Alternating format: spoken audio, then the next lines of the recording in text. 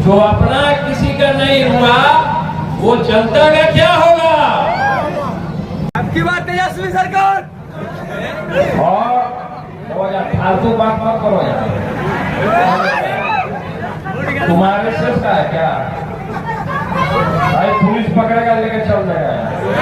फालतू का बात मत करो, जनता का सरकार आता है, किसी व्यक्ति या विशेष का सरकार नहीं होता। इस समय बिहार चुनाव बिल्कुल जोरों पर चल रहा है और उसमें अगर बात करें तो महागठबंधन के साथ जो अन्य पार्टियां हैं वो भी अपना जोर आजमाइश कर रही हैं। चाहे बात करें भाजपा की, चाहे बात करें हम नीतीश कुमार की पार्टी की, या बात करें जनसुराज की, और साथ ही साथ आरजेडी और कांग्रेस भी अपने पूरे जोश खरोश में लगी हुई है।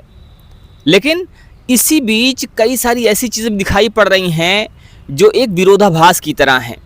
तो इसी मुद्दे पर बात करने के लिए आज हमारे साथ में हैं वरिष्ठ पत्रकार शीतला तिवारी जी। आइए इनसे बात करते हैं बिहार के इस चुनाव को लेकर कि आखिर बिहार का चुनाव कैसे होने वाला है। बिहार का जो चुनाव होने जा रहा है, संभावना ये है कि नवंबर में चुनाव हो सकता है, लेकिन अभी जो चीज़ें दिखाई पड़ रही हैं उसको देखते हुए ये चुनाव कौन सा नया मोड़ लेगा। तिवारी जी, बिहार का चुनाव इस समय जोरों पर है और अगर ये देखा जाए तो सभी पार्टियां और सभी नेता दम भर रहे हैं, सभी अपनी जीत का दावा कर रहे हैं। क्या लगता है आपको कि क्या होने वाला है इस चुनाव में? देखिए पांडे जी, जैसा आपने कहा कि बिहार का चुनाव जो है वह बस जल्द ही होने वाला है, तो मैं आपको बता दूं कि इसकी वोटिंग जो है, जो आपका छठ होता है, क्योंकि बिहार का जो है पटना बिहार का सबसे बड़ा त्यौहार छठ पूजा होती है, तो कहा यह जा रहा है कि छठ पूजा के बाद जस्ट जो है यह चुनाव संपन्न कराया जाएगा। उसके बाद उसकी मतगणना गिनती भी बहुत जल्द हो जाएगी। तो यानी इसको लेकर के जो है अब पार्टियों के पास जो है वह बहुत समय नहीं है। मुश्किल से आप मान के चलिए 1.5 से 2 महीने। हम मानते हैं कि अक्टूबर नवंबर, आप जैसा कहा जा रहा है कि लास्ट अक्टूबर से नवंबर तक में चुनाव हो जाएगा, तो इतने में अगर इसको देखा जाए तो 1.5 से 2 महीने हैं, इसमें इन लोगों को तैयारी करनी है। अब जहां एक और जो है लालू वाला जो ग्रुप है यानी तेजस्वी संभाले हुए हैं, वह उधर जो है नीतीश वाला जो टीम है, और इधर जो है जन स्वराज की भी है।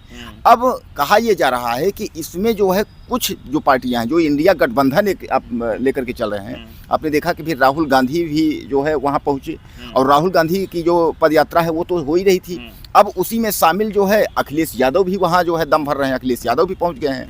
यानी कहने का तात्पर्य ये है कि जहाँ एक और चारों तरफ जो है चुनाव को लेकर सरगर्मी है, वहीं आप देख रहे हैं कि ये लालू यादव और इनका पूरा जो है टीम जो है वो उतर पड़ा है। पांडे जी, एक चीज आप लालू यादव की बात कर रहे हैं, लेकिन लालू प्रसाद यादव का जो कुनबा है उसमें बिखराव दिखाई पड़ रहा है। तेजस्वी यादव की बात करें, वो अपना दम भर रहे हैं। तेज प्रताप यादव कहीं ना कहीं उनके खिलाफ दिखाई पड़ रहे हैं, और तेज प्रताप यादव का बयान तो यहाँ तक आ गया है कि जो हमारा नहीं हुआ वो किसी और का क्या होगा। क्या कहते हैं इस पर, और क्या लालू प्रसाद यादव का वो दबदबा अब रहेगा बिहार में जो पहले हुआ करता था, और जो चीज़ें दिखाई पड़ रही हैं उसको लेकर क्या सोचना है आपका? और बहुत सारा रुपया होगा जो टीम तेज प्रताप के लोगों को तोड़ने का भी काम कर रहा होगा, उसके चक्कर में मत पड़िएगा। क्योंकि भाई हमको तोड़ने का काम किया, हमको भगवान ने मौका दे दिया, हमको तोड़ा। जो अपना किसी का नहीं हुआ वो जनता का क्या होगा। इसलिए हमने शुरू से कहा लोगों को कि हमको कोई पद का लालच नहीं है, हमको कोई मुख्यमंत्री बनने का लालच नहीं है। शुरू से ही, अंत से ही आपने देखा था कि किस तरीके से श्री रामचंद्र जी को वनवास हुआ था, सब लोग जानते हैं। और गांव के लोग अगर रामायण जानते हैं, भगवत गीता जानते हैं, तो अपने कर्मों से नहीं बढ़ते। कर्म से माँ फलेषु कदाचन। देखिए पांडे जी, जो आप कह रहे हैं ये बात कि तेज प्रताप और तेजस्वी में तालमेल ठीक ठाक नहीं बैठ रही है, यह एक राजनीतिक, हम इसको राजनीतिक मुद्दा या राजनीतिक दौर कह सकते हैं। आपने देखा होगा कि उत्तर प्रदेश में जो है अनुप्रिया और पल्लवी, ये दोनों ही मतलब एक ही घर से हैं, लेकिन आप देखिए कि एक जो है समाजवादी का दामन पकड़ी हुई हैं और एक जो है भारतीय जनता पार्टी में मंत्री हैं। तो कहने का तात्पर्य यह है कि ये पहली बार नहीं है कि ये तेजस्वी और ये जो है तेज प्रताप, ये जो है दोनों अलग अलग हैं, ऐसा नहीं है। ये शुरुआती का दौर है। कई जगह आप देखिए, बसपा में करवरिया बंधु की अगर हम प्रयागराज का अगर जिक्र कर लें तो आप जो बात कर रहे हैं हम आपकी बात सहमत हैं, वो राजनीतिक स्टंट एक अलग चीज़ है, लेकिन जिस तरह से चीज़ें देखी जा रही हैं, देखिए एक तो होता है कि एक परिवार में 4 लोग हैं, उन्होंने 4 पार्टियां पकड़ रखी हैं और उसका कारण ये होता है कि अगर कोई भी पार्टी आएगी सरकार हमारी ही है, कोई भी काम नहीं रुकेगा। तो एक तो ये होता है राजनीतिक स्टंट है, लेकिन जिस तरह से विरोधाभास देखा जा रहा है, आपने अगर पल्लवी पटेल की बात किया, आपने अनुप्रिया पटेल की बात किया, अनुप्रिया पटेल और पल्लवी पटेल कहीं ना कहीं एक दूसरे के खिलाफ देखी जाती हैं, दोनों की विचारधाराएं अलग हैं। तो यहाँ पर वो चीज़ें नहीं है, वो राजनीतिक स्टंट नहीं है, इसको हम राजनीतिक स्टंट नहीं कह सकते। दोनों को कभी एक दूसरे के साथ नहीं देखा जाता है, तो ये राजनीतिक स्टंट नहीं है, ये कहीं ना कहीं विचारधाराओं का खेल है। दोनों की विचारधाराएं अलग हैं और वही चीज़ इस समय तेज प्रताप यादव और तेजस्वी यादव में देखी जा रही है। तेज प्रताप यादव अपनी अलग रास्ता अपना अलग बनाए हुए हैं, अलग रास्ता अख्तियार किए हुए हैं। वहीं अगर तेजस्वी यादव की बात की जाए, मतलब तेजस्वी यादव और तेज प्रताप यादव दोनों का रास्ता इस समय अलग हो चुका है। अभी तो ये भी देखा गया है कि तेज प्रताप यादव एक जनसभा को संबोधित करने गए हुए थे और वहाँ एक लड़के ने बोल दिया, नारा लगा दिया कि अब की बार तेजस्वी सरकार। तो तेज प्रताप यादव भड़क गए उस पर, बोलते हैं ऐसा मत करना, नहीं पुलिस पकड़ ले जाएगी और ऐसे में तुमको रोजगार नहीं मिलेगा। तुम आरएसएस के आदमी हो क्या? मैं चाहूँगा कि दर्शक उस वीडियो को भी देखें। आप देखिए कि आखिर तेज प्रताप यादव किस तरह से भड़क रहे हैं। आपकी बात तेजस्वी सरकार। और फालतू बात मत करो यार। तुम्हारे से का है क्या भाई? पुलिस पकड़ेगा लेके चल रहे हैं, फालतू का बात मत करो। जनता का सरकार आता है, किसी व्यक्ति या विशेष का सरकार नहीं होता।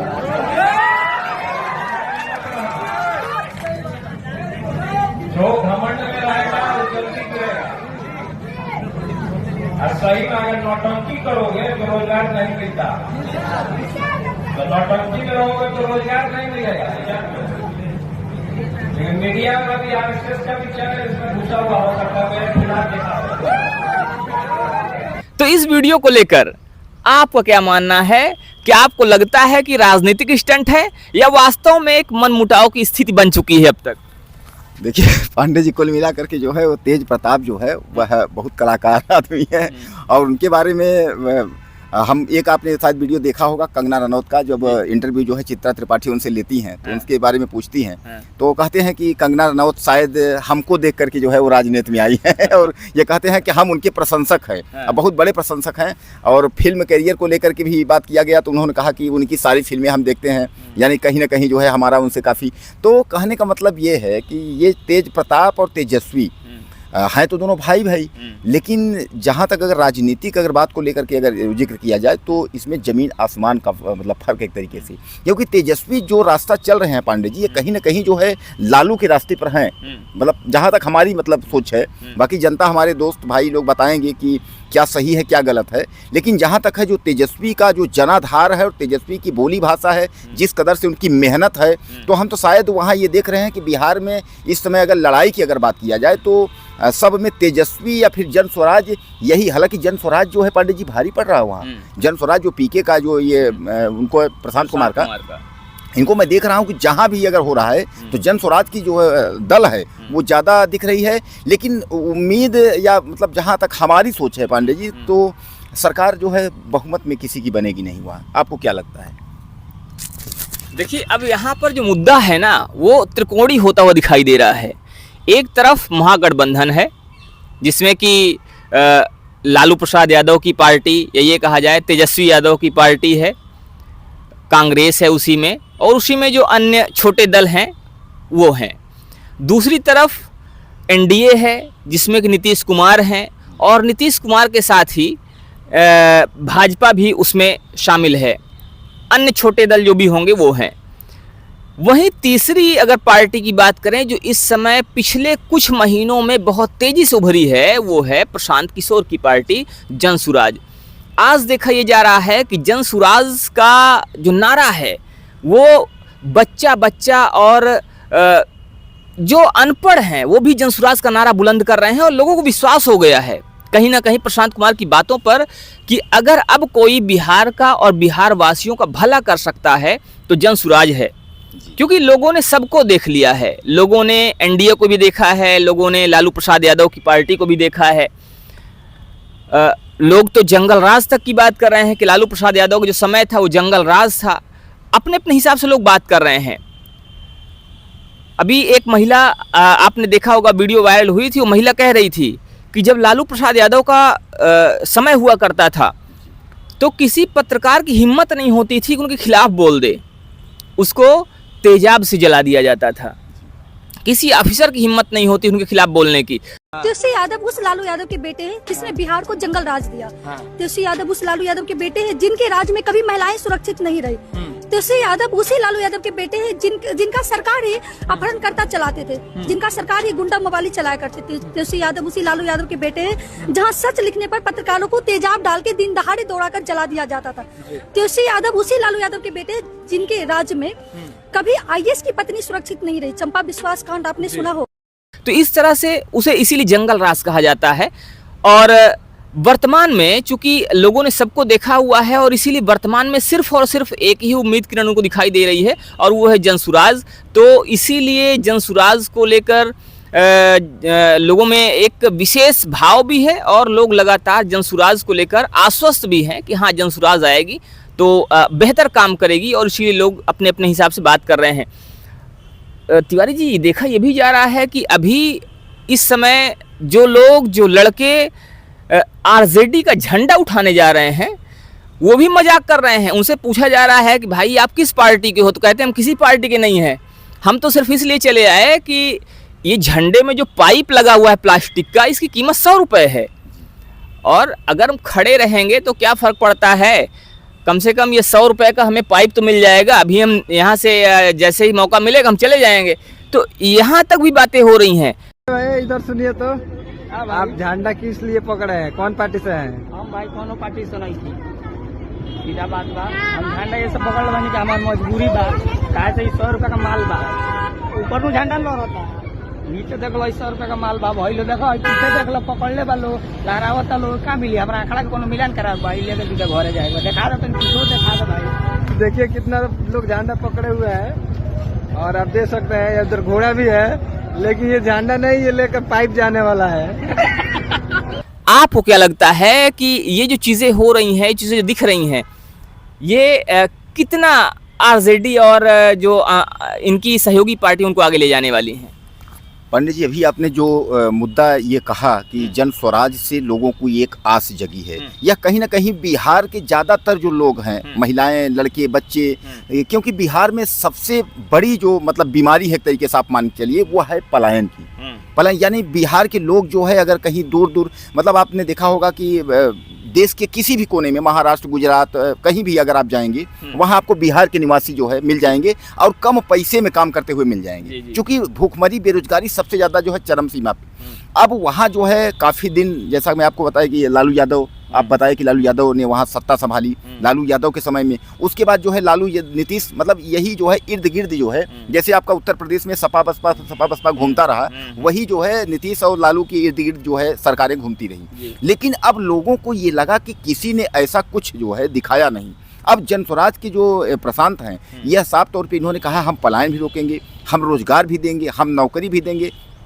अब पांडे जी, एक बात समझ नहीं आ रहा है कि यह बात जो है कुछ दिन पहले तेजस्वी ने भी कहा था कि हम 10 लाख नौकरी देंगे। तो कहने का तात्पर्य यह है कि क्या यह दिल्ली के केजरीवाल जैसे तो नहीं है कि दिल्ली हम जो है हम भ्रष्टाचार खत्म कर देंगे, हम ये कर देंगे, और बाद में सरकार आने पर फिर तेजस्वी ने भी कहा था, लेकिन तेजस्वी जब सरकार में आए तो शायद वो उम्मीदें जो लोगों को हो गई थी तेजस्वी से, उन उम्मीदों पर खरे नहीं उतर पाए। इसीलिए जनता की जो उम्मीद थी वो टूटी, जनता की आस जो है वो खत्म हो गई।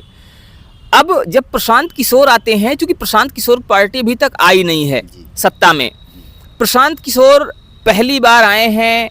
पहली बार उन्होंने जब शुरुआत करी थी तो देखा ही जा रहा था उनके साथ में कोई नहीं होता था, वो बहुत कम लोग होते थे। लेकिन जिस तरह से उन्होंने शुरुआत करी, जिस तरह से उन्होंने लोगों को समझाया, जिस तरह से लोगों से मिले, तो उससे लोगों में एक उम्मीद जगी। और सबसे बड़ी बात कि प्रशांत किशोर ने लोगों की दुखती नब्ज पर हाथ रख दिया है और जब दुखती नब्ज पर हाथ रख दिया है तो लोगों को लग गया है, इस बात का एहसास हो गया है कि जो व्यक्ति हमारी दुखती हुई नब्ज को पहचान सकता है तो वही उसका दर्द भी दूर कर सकता है। और इसीलिए अब लोग बहुत ही तेज़ी से इस पार्टी के साथ जुड़ रहे हैं और लोग कह भी रहे हैं कि अब की बार आएगी तो सिर्फ जनसुराज ही। लेकिन इस पर आपका क्या मानना है, आप भी हमें ज़रूर बताइएगा, क्योंकि जनता ही जनार्दन है। जनता की कही गई बात सर्वमान्य होती है, जनता सरकार बनाती है और जनता ही सरकार गिराती है। तो आप इस पर अपनी राय जरूर दीजिएगा, हमें आपके कमेंट का इंतजार रहेगा। मिलते हैं फिर से, तब तक के लिए जय हिंद।